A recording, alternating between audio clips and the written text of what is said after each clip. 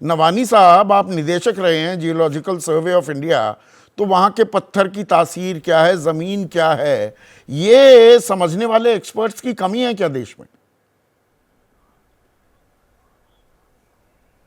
देखिए, ऐसा होता है कि जब टनल बनाई जाती है उससे पहले इन्वेस्टिगेशंस होते हैं, और उसमें ये होता है कि एक ड्रिफ्ट बनाई जाती है, उसमें जियोलॉजिस्ट जो है उसका असेसमेंट करता है, उसके बाद सारे rock mass behaviour, rock mass class को वो डिफाइन करता है, कहाँ पे कच्चे पहाड़ हैं, कहाँ पे अच्छे पहाड़ हैं, स्ट्रॉन्ग पहाड़ हैं, उस हिसाब को देखता है। अब इसमें क्या हुआ है, देखिए, अभी जो फेल्योर है वो तो क्लियर बताता है कि सपोर्ट सिस्टम जो इसमें लगाया गया वो बिल्कुल ठीक नहीं था। It was inadequate support system provided. अब इसमें एक चीज़ बहुत बड़ी बात आती है कि जो ये मलबा गिरा है वो पहले क्यों नहीं फंसा, पहले खाली बोल्डर्स थे। आज की डेट में वहाँ पे जो सपोर्ट सिस्टम लगाया गया था, जिसको हम, मेरे ख्याल से ये लैटिस गर्डर जो लगाया गया, क्योंकि वीक जोन में लैटिस गर्डर लगाए जाते हैं, NATM एक मेथड है टनलिंग का उसके हिसाब से, और उसमें कई वहाँ पे जो लोहे की जो सामग्री लगाई जाती है, मटेरियल लगाया जाता है, वो आके गिरा है। पहले क्यों नहीं गिरा? क्योंकि वहाँ पे सिर्फ कम वो वाला जोन नहीं था जिससे जहाँ पे गिरा है। ये तो एक्चुअली पूरा जो आपका मक है वो फैल गया वहाँ तक।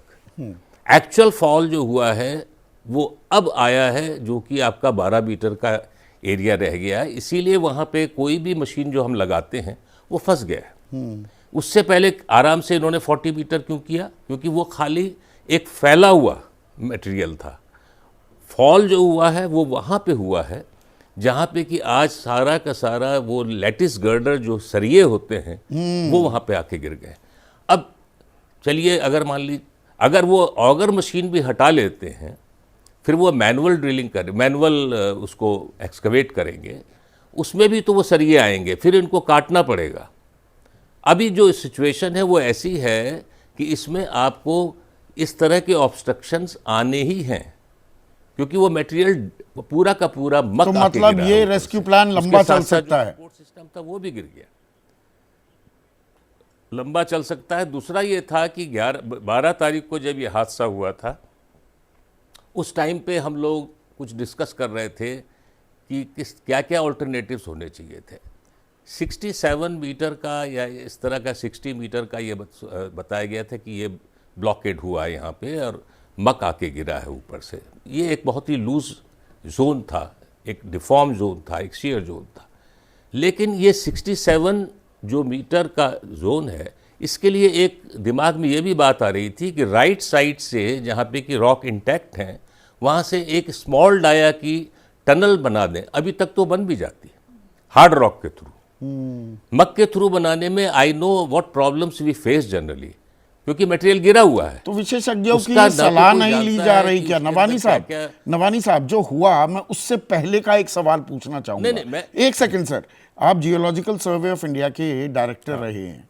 जब ऐसी सुरंग बनती है इस तरह के इलाके में जहां कच्चा पहाड़ है, कोई एक स्टैंडर्ड ऑपरेटिंग प्रोसीजर तो होगा कि GSI या कोई एक्सपर्ट्स आकर ठप्पा लगाएंगे कि यहां पर इस तरह से बनाया जाएगा, यही तरीका, इसको इस्तेमाल कीजिए, या जी नवयुग का मन आया, हम ऐसे बनाना चाह रहे हैं, उन्होंने बना दिया।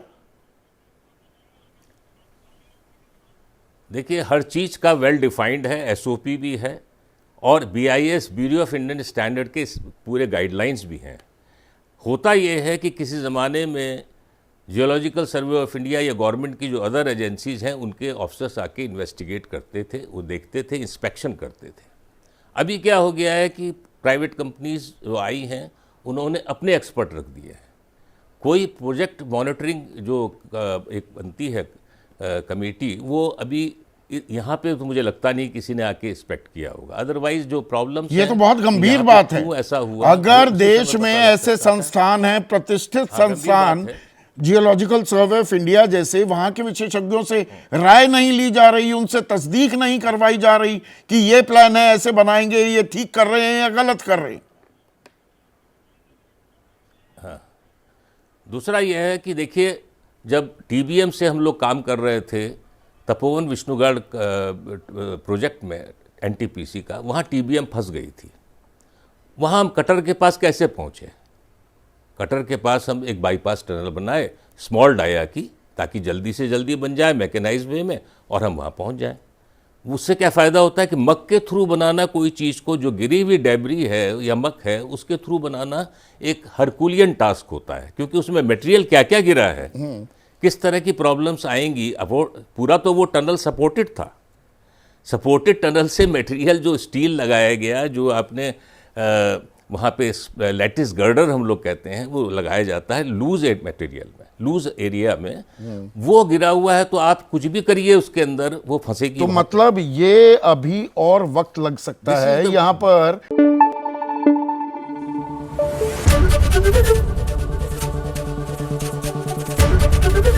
एबीपी न्यूज आपको रखे आगे।